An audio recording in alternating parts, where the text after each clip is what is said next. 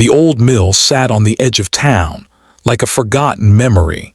Inside, Bartholomew Crane moved with the slow grace of a man who had spent 46 years doing the same sacred work. His hands were stained with pulp, and his back ached from bending over vats. But every sheet he pulled from the water was a piece of art. Cotton rags beaten into fibers, pressed into history. The town's birth certificates, marriage licenses, and even the mayor's proclamation had all been printed on Bart's paper. But today, the mill felt different. Heavy footsteps echoed on the concrete floor. Bart looked up from his vat and saw a woman in a charcoal designer suit standing at the entrance. Her heels clicked like gunshots. Gold bracelets jangled on her wrist as she adjusted her sunglasses. Behind her stood 3 men in black suits, holding tablets and clipboards. "Montgomery Cross," she announced, her voice sharp as broken glass. "I own this building now." Bart wiped his hands on his apron. "Ma'am, this mill has been in my family for 3 generations. And now it's mine," she cut him off, stepping closer. "I'm turning this relic into a digital archive. Pixels, not pulp. Nobody wants your dusty old paper anymore." Bart's heart sank. He looked around at the vats, the molds, the stacks of finished sheets. This was his life's work. He pointed to a pile of fresh sheets drying on the racks. "Those are my finest batch. Cotton rag pressed for 3 days. They'll last 100 years." Cross laughed a cold, ugly laugh. She walked over to the drying rack and grabbed a sheet with her manicured fingers. "This," she sneered, "this is garbage." She held it up for everyone to see. Her bodyguards, the few workers who had gathered, and Bart. Then with deliberate slowness, she tore the sheet in half. Then again, and again. The pieces fluttered to the floor like dead leaves. "This man makes pulp while I preserve pixels," she shouted, turning to face the small crowd. "His paper is dust. My archives are forever." She pointed a sharp finger at Bart's chest. "You're obsolete. Just like this crumbling building." Bart felt something inside him crack. Not his spirit, but his patience. He looked at her expensive suit, her diamond earrings, the cold sneer on her perfectly lipsticked mouth. She was everything he hated, arrogance dressed in money. "You don't know what you're destroying," he said quietly. Cross stepped closer, her face inches from his. "I don't care." She grabbed the collar of his worn cotton shirt with both hands, her knuckles white with rage. "You think your paper matters. You think you matter." In one violent motion, she ripped his shirt wide open. Buttons scattered across the floor. Bart stumbled backward, his chest exposed, the torn fabric hanging off his shoulders. The crowd gasped. Workers whispered in shock. Bart stood there, an old man humiliated in his own mill. Cross smiled, satisfied. "Now you look like what you are. Trash." She turned and walked toward the exit, her heels clicking triumphantly. Her bodyguards followed without a word. Bart stood frozen, feeling the cold air on his bare skin. His shirt was destroyed. His dignity was shattered. But somewhere in the back of his mind, a memory stirred. A special batch of paper. A watermark. A secret buried in the fibers. He looked down at the torn fabric and whispered, "You made a mistake, Mrs. Cross. You should never tear a papermaker's work." The workers rushed to help him, but he waved them off. He walked slowly to his storage room, still wearing his torn shirt, and began searching through decades of records. He knew what he was looking for, and he knew it would destroy Montgomery Cross forever. The morning sun cast long shadows across the mill's courtyard, but there was no warmth in it. Bart had barely slept. He had arrived early, hoping to salvage what he could from his life's work. Instead, he found Montgomery Cross already there, standing like a queen surveying her conquered kingdom. Her red designer dress hugged her figure perfectly. Diamond studs sparkled in her ears. Her heels were so high they seemed designed to make her look down on everyone. "You're still here," and she sneered, her voice dripping with contempt. "I told you yesterday. This place is mine now. Get your rags and leave." Bart clutched a folder of documents to his chest. "I have records, Mrs. Cross. Historical records that belong to this town. You can't just destroy them." Cross laughed, a harsh barking sound that echoed off the old brick walls. "Records? You mean your little scraps of paper?" She stepped closer, and Bart could smell her expensive perfume. It smelled like money and cruelty. "I bought this building, and I bought everything inside it, including your precious records." By now, workers and curious townsfolk had gathered at the edge of the courtyard. A delivery driver stopped his truck. Two nurses from the clinic next door peeked out the window. Everyone could see the clear signage on the side of the mill. Crane Paper Mill, ESD, 1892, and next to it the new sign Cross had installed overnight. "Cross Digital Archives coming soon." "Look at you," Cross said, gesturing at Bart's worn clothes. His shirt was the same one from yesterday. He hadn't had time to change. The torn collar was visible, but he had tried to button it up anyway. "You look pathetic. You look like a beggar." Bart stood his ground. "I'm not a beggar. I'm a craftsman." "A craftsman." She lunged forward and grabbed his collar with both hands, the same spot she had torn yesterday. Her face was twisted with rage. "You're nothing. You're a relic, and relics belong in the trash." With a violent yank, she ripped his shirt again. This time, the fabric tore completely down the front. Buttons flew everywhere. Bart gasped as the cold air hit his bare chest. He tried to cover himself, but Cross wasn't done. She grabbed the torn edges of his shirt and pulled them apart, exposing his thin, aged frame to the crowd. "Look at him," she shouted, spinning him around so everyone could see. "This is what happens when you refuse to move forward. You end up broken, poor, and pathetic." The crowd gasped. A woman covered her mouth. A young worker shouted, "Leave him alone." But Cross ignored them. She was in a fury, her expensive red dress contrasting violently with Bart's torn, ragged shirt. She shoved him backward, and he stumbled, nearly falling. He caught himself on a wooden crate, his breathing heavy, his face red with shame. His shirt hung off him in shreds. "Get out of my sight," Cross hissed, her voice low and venomous. "Take your trash and your torn clothes and never come back." Bart slowly straightened up. He looked at the crowd, the shocked faces, the whispers, the pity in their eyes. He looked at Cross, her perfect makeup, her flawless dress, her cold smile. And then he looked down at his own torn shirt, the fabric hanging in tatters. He didn't cry. He didn't beg. He simply said, "You've done this before, haven't you? Ripped people down to make yourself feel taller." Cross's smile faltered for just a moment. Then she turned and strode back into the building, her heels clicking against the concrete. The crowd began to disperse, but Bart stood there, torn shirt and all. He looked up at the mill's old sign, Crane Paper Mill, and then at the new sign below it. He remembered something. A special batch of paper he had made 40 years ago. A batch for Cross's father's law firm. Embedded in that paper was a watermark. A secret. He turned and walked toward his storage shed, still wearing his torn shirt. The crowd watched him go. And in that moment, Bart Crane was no longer a broken man. He was a man with a plan. Bart locked himself in his storage shed.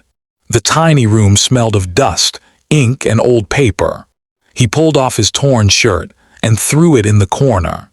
His chest was bare, his skin bruised where Cross had grabbed him. He looked at himself in a cracked mirror. He saw an old man with tired eyes and torn dignity, but he also saw something else. Determination. He knelt down and pulled out a wooden crate marked Special Orders, 1985. His hands trembled as he lifted the lid. Inside were stacks of cotton rag paper, yellowed with age but still strong. He ran his fingers over the surface, feeling the texture. Then he held one sheet up to the light. There it was. A faint watermark, a signature. Montgomery Cross's father's signature. But Bart knew the truth. The signature was forged. And he had the proof. 40 years ago, Cross's father had come to Bart with a request. "I need special paper," he had said. "Paper that will hold a signature forever." Bart had made the paper with a custom watermark, a hidden pattern that only he could identify. He had kept a sample of every batch he ever made. And now that sample was the key to destroying the Cross Empire. Bart sat on the floor, surrounded by stacks of paper. His hands were shaking, but his mind was clear. He knew what he had to do. He gathered the evidence, the sample paper, the watermark documentation, and a sworn affidavit from an old employee who had witnessed the forgery. He placed everything in a leather satchel and stood up. He walked to the door, still shirtless, and opened it. His workers were gathered outside. They had been waiting for him. "Mr. Crane," one of them said softly. "Are you okay?"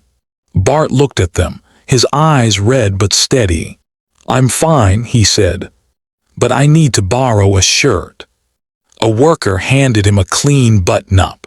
Bart put it on, feeling the fabric against his bruised skin. He took a deep breath. "I need to go to the courthouse," he said. "And I need you all to come with me." The workers nodded. They didn't ask questions. They simply followed. Bart walked through the mill courtyard one last time. He passed the New Cross Digital Archive sign, the torn pieces of his shirt still lying on the ground, and the crowd of townsfolk who had gathered to watch the drama unfold. He didn't look back. He walked with his head high, his satchel clutched to his chest. When he reached the courthouse, he walked straight to the clerk's office. "I need to file evidence in a forgery case," he said. "The case against Montgomery Cross." The clerk looked at him with wide eyes. "Against the publishing magnate. Are you sure, Mr. Crane?" Bart placed the leather satchel on the counter. "I've never been more sure of anything in my life. Inside that bag is proof that Cross's father forged legal documents 40 years ago. Documents that built the entire Cross Empire. And I have the watermark to prove it." The clerk opened the bag and examined the documents. He looked up at Bart, his face pale. This is huge." Bart nodded. "I know. And I want it filed immediately. I want a hearing in front of a judge. I want justice." News spread fast. By midday, the courthouse was packed with reporters, lawyers, and curious onlookers. Montgomery Cross arrived in her limousine, her red dress replaced by a sleek black pantsuit. She walked into the courtroom with her team of attorneys, her face confident, her smile sharp. When she saw Bart sitting in the front row, she laughed. She sneered. "You think you can do anything to me? You're a broken old man in a borrowed shirt." Bart stood up. He walked to the center of the courtroom, the stolen shirt hanging loosely on his shoulders. He looked at Cross with calm, steady eyes. "I may be broken," he said, "but I'm not done yet. And Mrs. Cross, you're about to learn the most important lesson of all. Paper may tear, but the truth never fades. You should never disrespect the fibers of a papermaker." The courtroom fell silent as Judge Morrison entered. He was an old man with silver hair and kind eyes, the kind of judge who had seen everything. He sat down, adjusted his glasses, and looked at the packed room. "This is an unusual case," he said. "Mr. Crane, you claim to have evidence of forgery dating back 40 years. Evidence that ties directly to the Cross family's fortune." Bart stood up, still wearing the borrowed shirt. He walked to the witness stand and placed the leather satchel on the rail. "Your Honor, I have here a sample of paper I made 40 years ago for Montgomery Cross's father. It contains a unique watermark, a signature that appears to be his. But I know and I can prove that the signature was forged." Cross's attorney jumped up. "Objection. This is nonsense. Old paper proves nothing." Judge Morrison raised his hand. "Overruled. Continue, Mr. Crane." Bart pulled out the paper and held it up to the light. "Every papermaker leaves a mark, a fingerprint in the fibers. I embedded a hidden pattern in this batch, a pattern that only I can identify. And that pattern matches the signature on every forged document the Cross family used to build their empire." He placed the paper on the judge's bench. "I have an affidavit from a former employee of Cross's father, confirming the forgery. I have the original documents from the law firm, and I have the watermark evidence." Cross stood up, her face purple with rage. "This is a lie. He's a bitter old man trying to destroy me because I tore his precious shirt." Bart turned to her slowly. "You tore more than my shirt, Mrs. Cross. You tore my dignity. You humiliated me in front of everyone. But you also gave me the strength to remember what I had buried. You thought you were powerful because you had money. But real power comes from the truth. And the truth is in these fibers." The judge examined the evidence for a long, painful moment. The room was so quiet you could hear a pin drop. Finally, he looked up. "This evidence is compelling. The watermark is undeniable. I am ordering an immediate freeze on all Cross Digital Archives assets, pending a full investigation. If these documents are indeed forged, the entire Cross empire, built on lies, will be dismantled." Cross screamed. She lunged at Bart, her perfect composure shattered. Security guards grabbed her and pulled her back. "You'll pay for this," she shrieked. "You pathetic, broke old man." Bart didn't flinch. He looked at her with calm, sad eyes. "I already paid, Mrs. Cross. I paid with my work, my reputation, and my shirt. But now it's your turn." The courtroom erupted in chaos. Reporters scrambled. Lawyers shouted. Bart walked away slowly, his head held high. He walked past Cross, past the cameras, past the crowd of shocked faces. He walked out of the courthouse and into the afternoon sun. The mill was closed, his legacy destroyed, but Bart felt something he hadn't felt in a long time. Peace. He sat on a bench in the town square, surrounded by the autumn leaves. The torn fabric of his old shirt was now a distant memory. In its place was something stronger. Dignity, justice, truth. A young reporter approached him. "Mr. Crane, what do you plan to do now?" Bart smiled. "I plan to rest," he said. "And then I plan to make paper. The kind that lasts forever. Because some things, young lady, can't be digitized." He walked home that night, his satchel empty, his heart full. The Cross empire crumbled over the next few months. Montgomery Cross was arrested for fraud, her company dismantled, and her fortune seized. The town rebuilt the mill as a museum, and Bart Crane became a local hero. He never forgot the day his shirt was torn. But he also never forgot the day he found his strength. Paper may tear, he often said, but the truth never fades. And in the end, justice was the finest pulp of all. The end